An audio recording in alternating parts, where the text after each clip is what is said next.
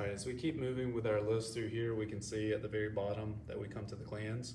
So the first one that we see is the sublingual gland. In order to see that, we're going to look at this model just up under the tongue, and you can see that there's a sublingual gland. This is going to be the submandibular gland, and we're going to see that from a couple different points of view. So here we can see the submandibular gland actually under the mandible. So if we just kind of turn this up just a little bit, you can see that gland again right through there. Okay, so the submandibular gland, we see the facial artery and vein right there on top of it. As we look right through here, we can see that parotid gland, really large through there. On some of the models, it's actually been removed.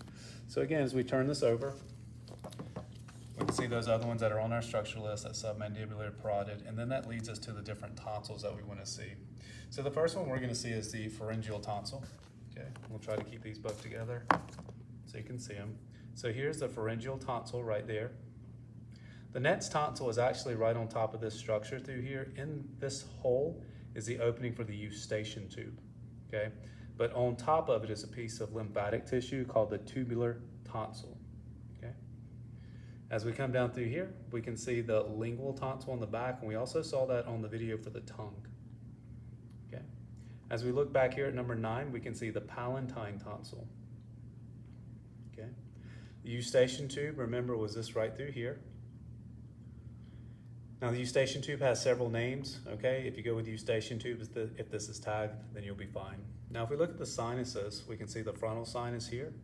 We can then see our sphenoidal sinus right through there, okay?